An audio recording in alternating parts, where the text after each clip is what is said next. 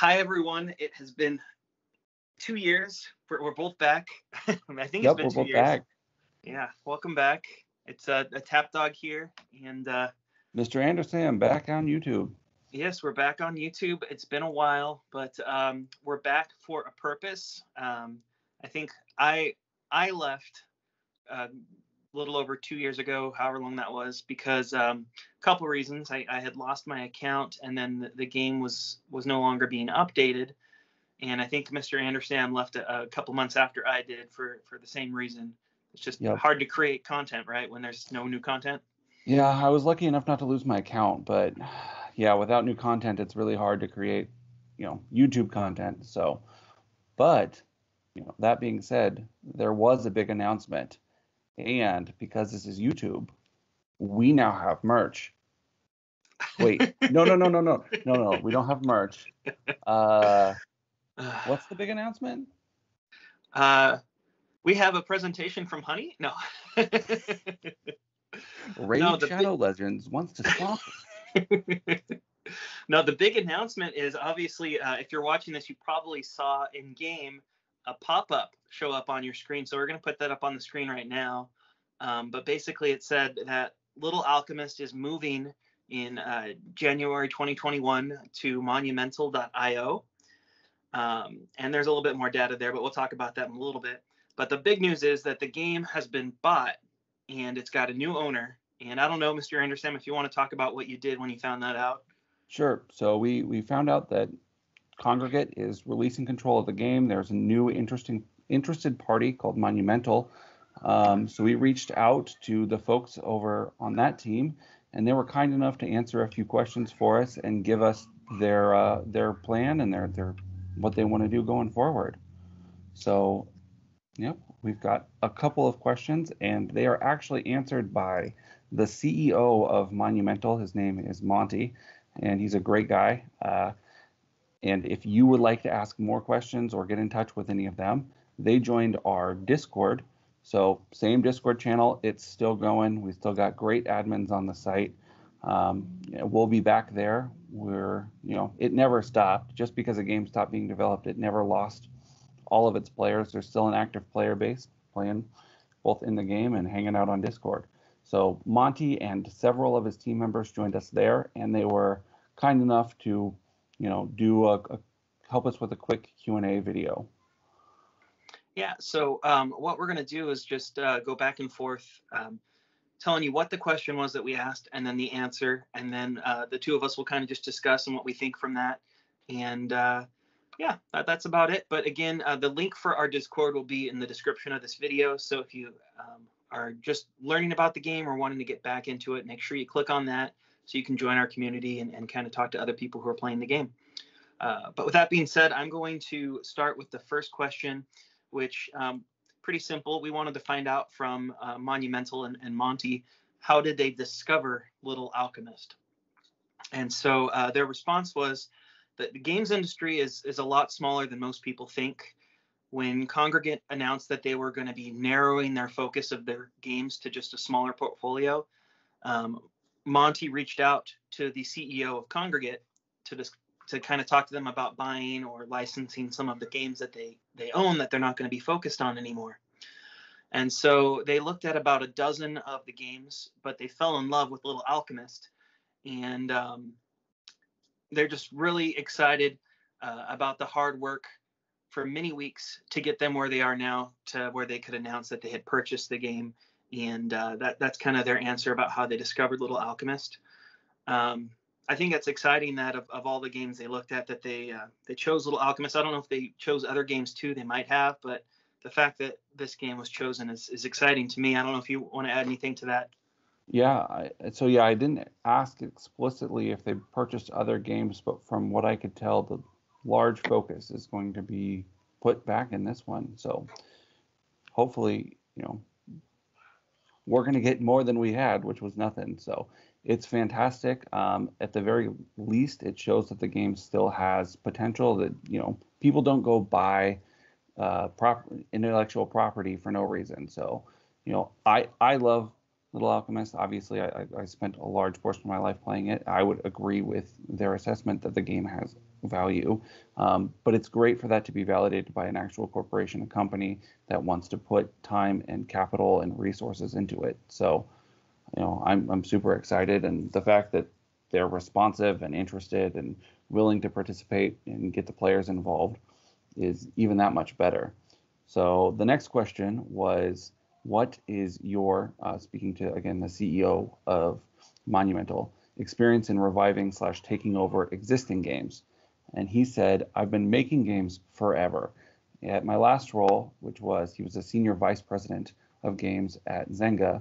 He built their card games division and acquired Transition, operated and grew a handful of games with millions of active players. Before that, I co-founded the game development and publishing company called Play Studios and served as the chief product officer. Before that, he founded and managed several game development companies. And at the dawn of time, apparently he's been in the small games industry for a little while. He served, At the dawn of time, he served in design and leadership roles at game development companies, including Origin System, Maxis, and Microprose. Monumental is a small team, but they've been working together for many years with lots of card game and mobile game experience. All of the founding team worked on live games, meaning games that they didn't necessarily create themselves, that have been acquired and managed in those transitions. I certainly feel that the Little Alchemist community game and players are in good hands with Monumental. So it's a lot, it's a mouthful, but that's huge. I mean, it didn't just, I contemplated the idea of reaching out to try and acquire the independent property, just knowing the background files as much as I did to try and keep the game going. That would have been a disaster. I might know how the game works, but I'm not a software developer. This company, on the other hand, they have a whole team. They have user interface designer, game lead developer, CEO. Like it's not just a one-man shop. It is a whole team. You can go do some research on them. They're on the internet. That's how I found all this out. It's great, And these guys have been in the industry, and they know what they're doing. Yeah, just to add to that, I know the Monty has a big experience there. The big one that he mentioned was Zynga, which if you ever played Farmville on Facebook back in the day, that was their big game. But even more so than that, Origin and Maxis, that reminds me of SimCity and all the various sim games from back in the early 90s. So that's another exciting thing to see. And then the fact that the team has all worked on games similar to this before, where they kind of join a game that they didn't build, but they've been able to bring it back and flourish it, is all exciting news in my mind. All right, on to question 3. Will the so this is in regards to the in-game announcement, which I'll put that back up on the screen again. I said I'd talk about this in a little bit, but basically, in addition to them saying that they're going to be moving, it said if you do not opt out via la@congregate.com by the end of January, your game data is going to be transferred. And so a lot of people ask questions, well, what does that mean? And so we asked the question to them, will the players be automatically migrated to the new server if they do nothing? And the correct answer there was yes. If a player does nothing, their data is going to be transferred to Monumental, and they'll be able to play normally after the transfer. The reason why that system-wide message was confusing, and there's actually a couple different messages, I think, depending on your size of your screen, was because the system-wide message feature is a bit limited. So Congregate had to be creative in what they wrote in that message. And so long story short, if you still want to play, want to keep your same account, you don't have to send an email into that email group. You just have to keep playing the game like you normally do. And come February 1st, I'm guessing, is when your account will be on Monumental rather than on Congregate. Yep. So again, the only reason they're letting you know is that a different organization is getting your data. So if you're uncomfortable with that, data property data management is very big these days. If you don't want someone else to have your data, that's fine. You just got to let them know. But if you just want to keep playing, just keep playing. Don't even worry about it. So that's the easy one. The next question we asked is, are there any plans to change the mechanics of the game for balance or overall longevity? Now, we asked 7 questions, so we're just over the halfway point. This is my favorite. I think you guys might like some of the ones later down. This is my favorite, but this is my favorite. That's probably just because I'm a huge nerd. Monty's answer to that question was, not unless those suggestions come from the community. Our team is very experienced with operating a live game. Our head of product took a 12-year-old franchise to records height of active users. My previous startup's flagship game is 8 years old and still growing. We believe that there's at least 10 more years of Little Alchemist. So that's huge. I mean, he didn't buy this game, or they didn't buy this game to quick turn it. They are looking for the long term. They are looking to bring this thing back. So if you're on the fence of, hey, I don't really want to get invested if this thing's just another flash in the pan and one last final huzzah, that's not at all what they're indicating. They're indicating that they're looking to just fully bring this back to beyond what its former glory was. The other key aspect of that is the first sentence, not unless those suggestions come from the community. They are dedicated to asking the current player base what they want and try and use those suggestions to obviously make an overall product that's better for everyone. I think the only thing I want to add to that is the fact that I know Mr. Anderson mentioned this at the beginning, but not only is Monty, but several of the team members for Monumental have joined our Discord, and they've been looking at the new channel we created called Game Suggestions on there, and they see how active we are and how many ideas we have for changes and improvements. And so the fact that they're actively looking at that and taking down our notes is great. I guess the only thing we have to see is the follow-up of if they're going to act on the suggestions we give. Obviously, the other challenge that comes with that is if we give them 100 suggestions and pull them 100 different ways, it's not going to be very helpful.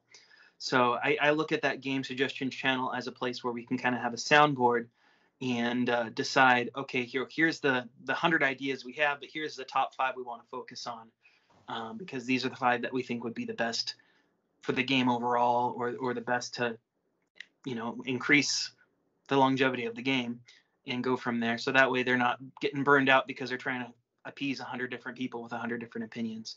So definitely, though, if you have ideas, put them in that channel. We've gotten quite a few ideas for a good example was there's not a lot of silver combo cards. So people were coming up with some silver combo cards recently, so we can have a little bit more variety, or continuing the story, adding a third island. I think someone was talking about better utilizing the AI that you have to combat against in the arena, so you don't know automatically the best way to fight them, or it makes it a little bit more challenging or something like that. So there's great ideas in there, but keep putting more in there. And the top ideas, I'm sure, are going to be taken on by Monumental. Question number 5. Now, this is the one I like the best. The last one was your favorite, only because I like the idea of having this. But are premium packs coming back? Or even better, are there going to be new ones? And very similar to the last answer, you tell us. In the 2 days since the Game Suggestions channel was created on your Discord server, there have been hundreds of suggestions. We'll definitely consult that list and probably do some surveys before we build a feature roadmap for 2021. So again, I think that just reiterates what the answer was to the last question, the fact that they're going to be listening to us and they want to hear from us what ideas we have, what suggestions we have. And I definitely think if we want to not have a stagnant arena ranking system, we need packs back into the game. Otherwise, everyone's going to have the exact same decks over and over again, and you'll have this wide disparity between the people who had cards from the premium packs and people who do not. And so you definitely need to have packs in the game. I think bringing back old packs, but also creating new ones would be a great idea. Mr. Anderson, any thoughts on that? No, I think you covered that very well. hopefully, one of my best memories of the game is when they announced the vehicle gold combo card. I built a forum post back years ago outlining the basis for that combo card, and they took the combo card and some of the subsequent final forms that I suggested, and they built it. Like, having that experience, like really feeling like I contributed to the overall game was fantastic. And the fact that they're wanting to take an extremely similar posture, and open that door up to other players, nothing makes me happier. But to segue that, the next question was, how are you going to deal with the copyright issues that may come up with a game full of pop culture references? That's the key balance to this whole game. Is it's fun because the combos are things that everyone recognizes, but when you're looking at a company, a profit-making company, you have to be careful. So his answer was carefully. We explored this quite a bit during the due diligence. We believe that Chinzilla/Congregate did a great job of including great pop culture references without creating any confusion of ownership of copyrighted material. We'll do a deeper review of the cards next year to make sure we're comfortable with every reference, but I'm not expecting many changes. So I'm going to read into that a little bit and kind of compile that with the last answer. So hopefully that means they will be comfortable continuing forward with, walking that line. I mean, obviously, they want to be obvious, but they don't want to try and claim ownership for something that they didn't make or they didn't license.